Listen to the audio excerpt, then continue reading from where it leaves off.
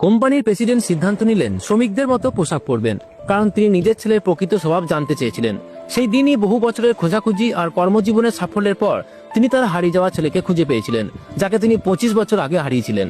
কিন্তু যখন তার সেক্রেটারি জানালেন যে ছেলেটির মা 5 বছর আগে মারা গেছেন এবং এখন সেই ছেলেই তার একমাত্র ভরসা, তখন প্রেসিডেন্টের চোখে জল এসে গেল। তিনি ঠিক করলেন নিজের সবকিছু সেই ছেলেকেই দিয়ে দেবেন।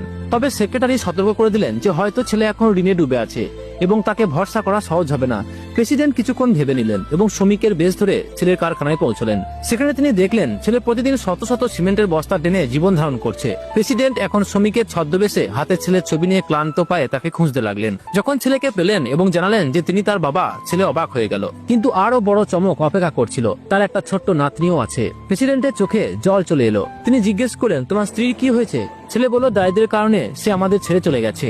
প্রেসিডেন্ট আবার ছেলের চরিত্র পরীক্ষা করার সিদ্ধান্ত নিলেন এবং নিজেকে এক আশ্রয়হীন বৃদ্ধ বলে পরিচয় দিলেন। কিন্তু তিনি অবাক হয়ে দেখলেন ছেলে বিনা প্রশ্নে তাকে নিজের ছোট ভাড়া বাড়িতে নিয়ে গেল।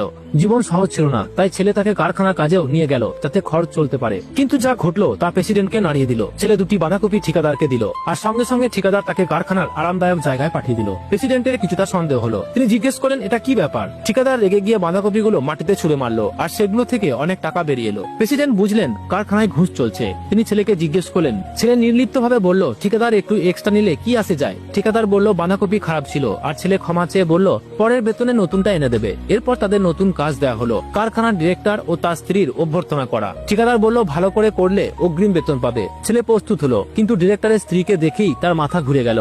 এই সেই নারী যে একদিন তাকে ও তার মেয়েকে ছেড়ে চলে গিয়েছিল। এখন সে মেয়ের অসুস্থতারও খোঁজ নিচ্ছে না। প্রেসিডেন্ট তখন জানালেন তার ছেলের দায়িত্ব জ্ঞানহীন নয়, বরং এত বছর ধরে একাই মেয়ের ওষুধের খরচ চালাচ্ছে। ছেলে স্ত্রীর কাছে শুধু একটাই অনুরোধ করলো, মালিকদের বলো আমার 6 মাসের বেতনটা দিয়ে দিক, অপারেশনটা খুবই জরুরি। কিন্তু স্ত্রী কোনো আগ্রহ দেখালো না, উল্টো হুমকি দিল, যদি মেয়ের হেফাজত ছেড়ে দাও তাহলে টাকা পাবে। ঠিক তখন ডিরেক্টর এসে গেল আর স্ত্রী ভয়ে মিথ্যা বলল, এই লোকটা শুধু বেতন চাইতে এসেছে। ডিরেক্টর ভান করে সহানুভূতি দেখিয়ে বলল, কার এত সাহস যে টাকা চাইবে? ছেলে শান্তভাবে বলল, আমার মেয়ে অসুস্থ, চিকিৎসার জন্য টাকা দরকার। ডিরেক্টর ভান করে দয়া দেখালো, কিন্তু ঠিকাদারকে ইঙ্গিত করলো আর সে ছেলেকে লাথি মেরে ফেলে দিল। বাকি শ্রমিকদেরও হুমকি দেওয়া হলো, যদি কেউ বেতন চাও তাকেও এভাবে বের করে দেওয়া হবে। সবাই মাথা নিচু করে চুপ করে রইল। ছেলেকে বরখাস্ত করার প্রস্তুতি শুরু হলো। এই জান্নাতি ফাতর দেখে যে শেয়ার করে দিবে, তাকে মরার আগে একবার হলেও মক্কা হজ করার তৌফিক দান করুন।